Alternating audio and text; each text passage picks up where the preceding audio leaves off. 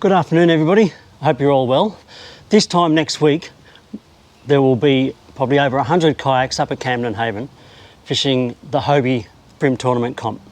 Now, normally I fish out of an outback, but this year I've got my dog's come to say hello.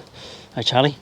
Normally I fish out of an outback, but early this year, or late last year, I ended up getting this Lynx from James up at Hunter Water Sports. Love it. Take it out bass fishing all the time. I've been out a few times in the salt, but I thought Camden Haven is a perfect location to try it in a tournament situation. So what I have to do though is get it ready for the tournament. So what I've got to do is I've got to put in a sounder. I hadn't planned to. I've got a power pole to put on the back. I'll show you what I need to do to get all that done. It's pretty straightforward, pretty easy stuff. Don't need to do any drilling, of course, into the hull. But what I am doing first of all is getting everything set up on the kayak as I normally would have it. So I have my chair, I've got my bin over here, I've got my paddle on, I put the live well where it is. That way then I can work out exactly where I need to put things. Sounder's going to go over on this side here. Battery pack will probably go on this seat here. This is where the power pole bracket will sit. I'll take that out, but I'll show you all that anyway. Now I'll show you what I'm going to be putting on this Lynx. So obviously I've got my existing Lowrance TI2 7-inch. I did have to get a 1-inch ball mount and another bracket.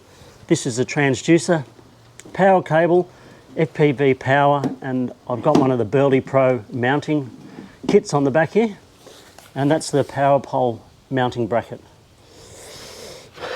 So now that I've got everything on the kayak in place of where I want it to go, I can start to figure out where bits and pieces are going to fit and how I'm going to sit it out. I've got to work out cable management, bits and pieces like that, but with everything on place there, it'll be a lot easier. Let's get into it. So the first thing I'm going to put on is the transducer for my sounder. Pretty straightforward. Luckily the Lynxes have a built-in section for your fish finder. This bit here. Just a matter of taking this off, fitting the transducer in there, and I'll show you how that's done. All pretty straightforward stuff. So all I've got to do is take off this cover. Note the 2 slots go at the back here. Just simply undo them. Put the bolts in there so we don't lose them.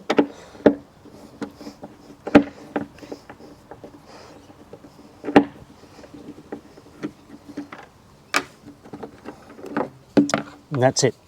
The fish finder will sit on this. I do have some mounting kit that I got from James at Hunter Water Sports, and when I put it in, it will sit straight in there, and it's fully protected.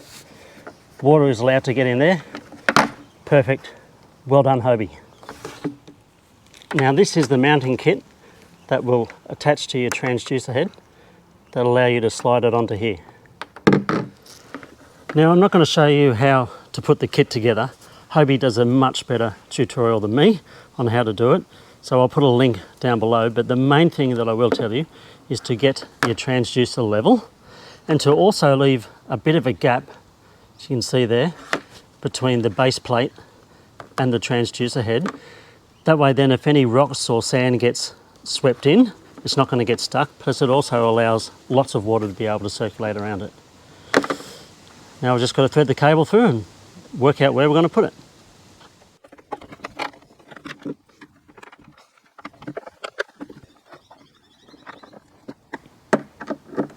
And always remember it's best to do these up by hand so that you don't risk stripping the thread.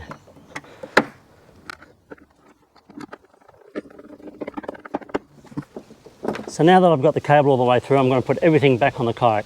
I'm going to put the seat back on, I'm going to put the live well on, I'll put all the accessories and work out where I'm going to put my sounder, and then I can work out my cable management from there. So I'm back in the yak, got the seat on, got everything in, got my paddle in where I mount it, I've got my little bin storage tray here. Sounder I'm going to put up here, nice and easy to reach, so I can still work it.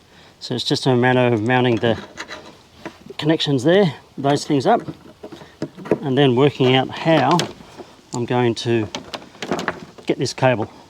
Remember, this will be remaining on the kayak, so I'll be doing a bit of feeding down along here, probably tying it along here, maybe even wrapping it around where these the seat fits. So this little locking clip here, it might fit around there. That way then I can remove the seat, can take it off at the end of the day, but the cable will stay on the kayak. Let's get into it and see what I need to do.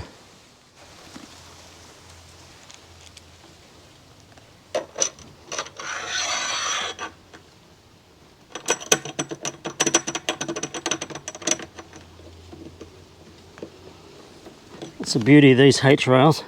You just put in these brackets, slide them up to where you want to go. Don't quite like it, just undo it and adjust it. Perfecto.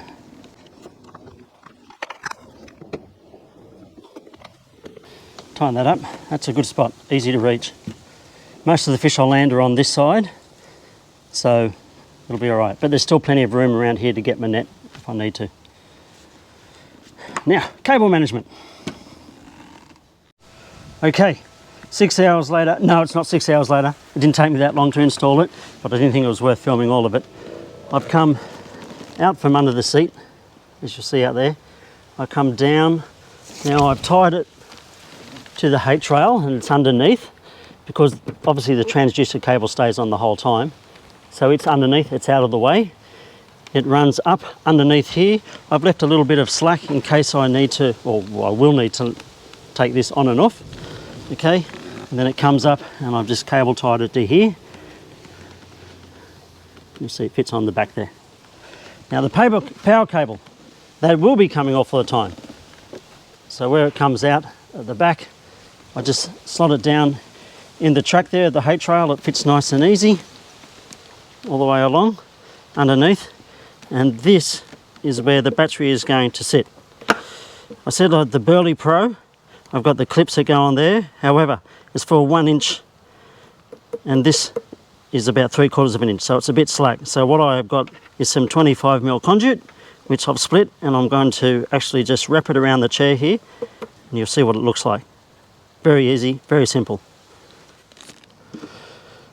I've just removed the live well so you can get a better view of where the power pack is going to go. This is the Burley Pro kit that's on the back, and it clips on there. However, as you can see, it's a bit loose because it's designed for actually to go onto a mast. So it's not Burley Pro's fault, it's not Hobie's fault, it wasn't designed. However, this is where I want it to be. It'll be out of the water, this is a waterproof battery, of course, and that way then I can just plug straight into it, clip it onto the back of the seat. So what I've done is I had some 25mm conduit laying around. I've split it, I'm going to attach it to the chair and I'll just tape it on, which means that this will be the perfect fit for it. Let's get this onto the chair.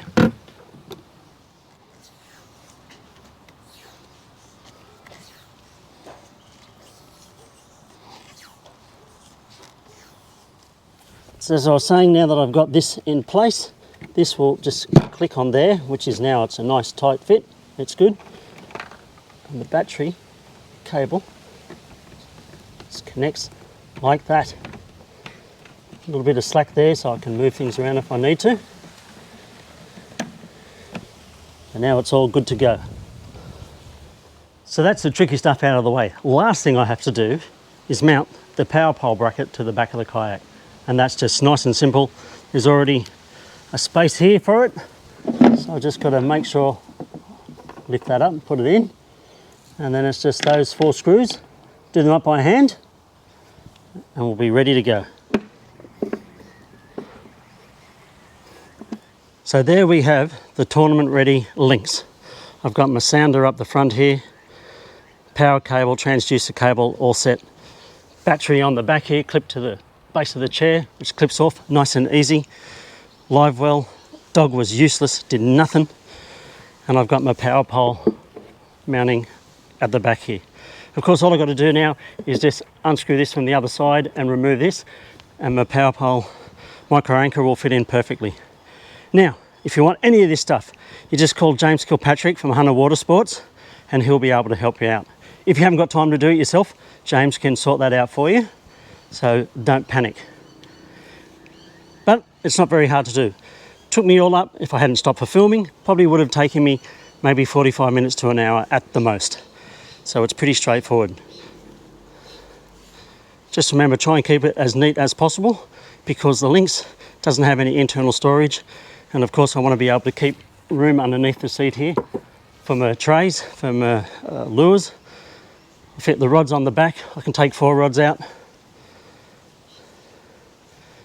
She's all set, ready for Camden Haven. Now all we need is some fish. So thanks for watching, everybody. I hope it was informative and enough to give you a bit of a clue on how easy it is to fit out one of these Hobie Lynxes. I'll let you know next week how I go. Thanks for watching, everybody. See you next time. Bye-bye.